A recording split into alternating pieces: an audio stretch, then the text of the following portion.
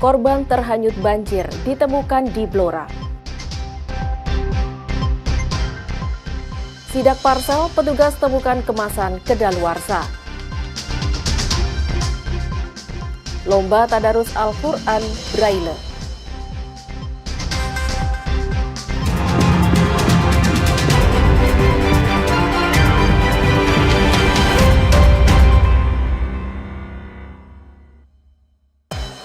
Selamat pagi saudara, Kompas Madiun hari ini hadir dengan beragam informasi penting dan menarik. Selain tiga sorotan tadi, sejumlah informasi penting dan menarik lainnya akan kami sajikan dalam Kompas Madiun hari ini. Selama 30 menit ke depan bersama saya Dia Ayu, inilah Kompas Madiun selengkapnya di Kompas TV, independen, terpercaya.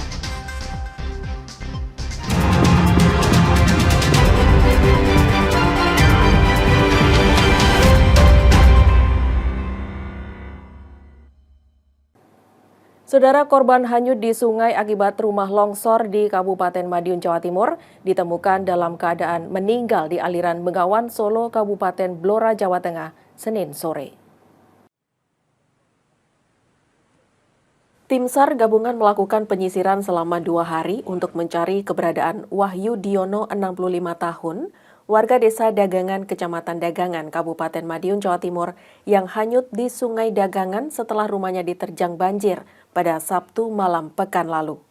Setelah berbagai upaya dilakukan oleh tim SAR, korban pun akhirnya ditemukan dengan kondisi telah meninggal dunia di aliran Sungai Bengawan Solo, Desa Ngelungker, Kecamatan Kradenan, Kabupaten Blora, Jawa Tengah, Senin sore. Usai dievakuasi, jenazah Wahyu Diono pun dijemput oleh pihak keluarga ke Rumah Sakit Dr. Setiono, Kabupaten Blora, Jawa Tengah. Selasa dini hari, jenazah korban tiba di kampung asalnya di Desa Dagangan, Kabupaten Madiun. Jenazah langsung disolatkan di halaman musola setempat oleh puluhan warga. Usai disolatkan, jenazah korban kemudian langsung dimakamkan ke tempat pemakaman umum tidak jauh dari rumah duka. Alhamdulillah, informasi yang terakhir jam 6 itu sudah betul fix A1. Kemudian pada saat ada berita ini dari keluarga sudah ada yang meluncur ke rumah sakit Blora, jadi sehingga bisa cepat sekali.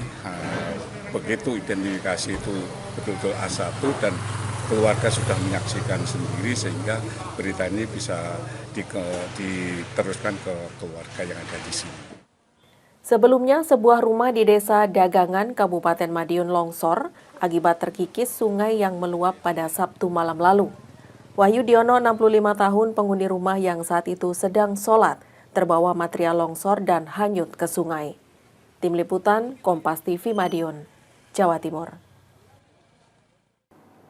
Saudara, aksi pencurian sepeda motor di sebuah toko kosmetik di Kota Malang digagalkan oleh karyawan toko. Polisi pun membekuk pelaku yang ternyata merupakan residivis. Rekaman CCTV ini memperlihatkan seorang pria yang nampak mengamati tempat parkir sebuah toko kosmetik di Sukun, Kota Malang. Pria tersebut kemudian menuntun sepeda motor yang tengah tidak dikunci setir. Karyawan toko yang sudah mengamati gerak-gerik mencurigakan pelaku langsung mendatangi pelaku dan menghentikannya. Sepeda motor yang hendak dicuri tersebut adalah motor miliknya. Tak lama polisi langsung membekuk pelaku bernama Dede Saputra. Ternyata pelaku merupakan residivis dan sudah beraksi mencuri motor 2 kali selepas bebas dari penjara. Jadi modus operandinya, dia jalan melihat kondisi objek ketika mudah untuk dilakukan pengambilan, dia masuk ke dalam garasi atau ke dalam lingkungan toko kosmetik tersebut. Lanjut, tersangka mendorong objeknya, mendorong hasil pencuriannya berupa kendaraan R2 sepeda motor ini dituntun dengan harapan menjauh daripada lokasi objek sehingga kendaraan R2 ini berada pada penguasaan dia. Jadi yang bersangkutan ini adalah residivis. Yang pertama perkara juga sama 365 dan tahun ini saat ini sekarang ditangkap lagi dengan kasus 363 atau pencurian kendaraan bermotor. Akibat perbuatannya, pelaku terancam dijerat pasal 363 dengan ancaman hukuman 4 tahun penjara. Tim Liputan, Kompas TV Malang, Jawa Timur. Saudara, bulan Ramadan, petugas gabungan melakukan razia tempat hiburan malam di Kabupaten Kediri. Hasilnya, petugas menemukan 1 pengunjung yang positif mengkonsumsi narkoba. Petugas gabungan dari Satpol PP, Polisi, dan TNI ini mengunjungi sejumlah tempat hiburan malam yang ada di Kecamatan Ngasem, Kabupaten Kediri. Kedatangan mereka untuk melakukan pemeriksaan tempat hiburan malam yang beroperasi saat bulan Ramadan. Pemeriksaan itu sengaja digelar oleh petugas setelah adanya surat edaran dari kepala daerah yang mengatur kegiatan tempat hiburan malam saat bulan Ramadan. Di Kabupaten Kediri sendiri, tempat hiburan malam diperbolehkan buka maksimal hingga pukul 11 malam. Namun dari hasil pemeriksaan petugas, masih ada tempat hiburan yang nekat buka melebihi batas waktu yang ditentukan. Petugas melakukan tes urin kepada sejumlah pengunjung yang masih berada di tempat hiburan malam. Hasilnya, 1 pengunjung positif mengkonsumsi narkoba. Menurut petugas, nantinya 1 orang yang positif itu akan diserahkan kepada pihak BNN untuk dilakukan rehabilitasi.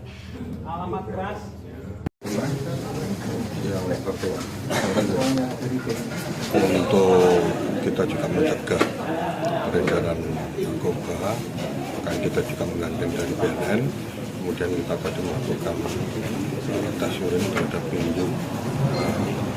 Kemudian hasilnya 1 orang dinyatakan positif, itu yang bersangkutan memang mengaku sedang dalam tahap rehabilitasi.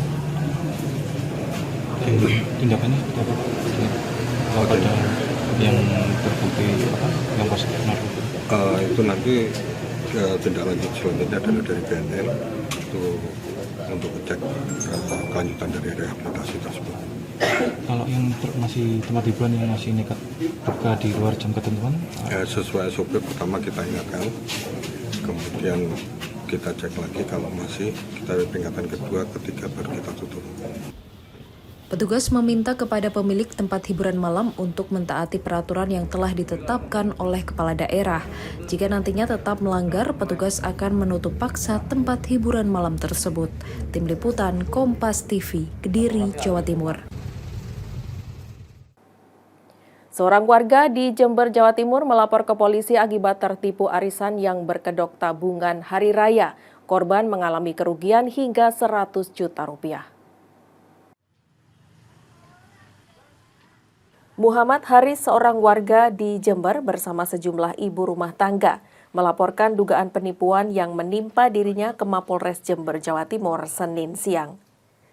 Korban melaporkan Ulmam Tuha, pemilik warung bakso Prasmanan di Kecamatan Jelbuk, Jember, sebagai pelaku penipuan. Wanita 32 tahun tersebut dilaporkan atas dugaan penipuan, berkedok tabungan Hari Raya berupa sembako yang harganya lebih murah dari pasaran. Bukannya mendapatkan keuntungan, barang yang dijanjikan akan diserahkan pada pekan kedua bulan Ramadan, ternyata hanya isapan jempol. Atas iming-iming tersebut, Muhammad Haris mengalami kerugian hingga 100 juta rupiah. Kan awalnya saya kan endorse tempat usahanya dia, jadi bakso sama segala macam. Terus saya dijanjikan ikut arisan gitu, terus ikut POP, saya percaya kan sudah kayak keluarga. Ujung-ujungnya malah saya ketipu kayak gitu. Berapa? Hampir 100 juta. Ketipu. Itu berapa kali transaksi? Itu sekitar ada 4 kali transaksi. Polisi sudah menerima laporan penipuan sebanyak 19 orang dan mempersilahkan warga lainnya yang menjadi korban untuk melapor. Diketahui pelaku sudah ditangkap polisi atas dasar laporan penipuan yang sama. Kami mempersilahkan bagi siapa saja masyarakat yang merasa menjadi korban yang dilakukan oleh tersangka, silakan melapor ke SPKD Polres Jember. Sejauh ini ada sampai berapa? Untuk sejauh ini kami menerima laporan ada kurang lebih 19 korban yang sudah dirugikan oleh pihak tersangka. Termasuk salah satu influencer itu ya?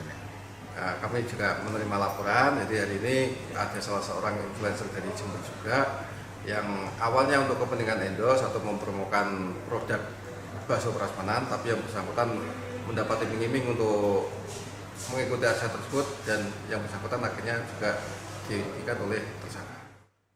Polisi terus melakukan pengembangan kasus ini karena diduga masih banyak korban lainnya dengan kerugian hingga mencapai miliaran rupiah. Tim Liputan Kompas TV Jember, Jawa Timur. Saudara, kami akan kembali dengan informasi Lomba Tadarus Al-Quran Braille bagi penyandang tunanetra di Malang, Jawa Timur. Sesaat lagi, usai jeda berikut.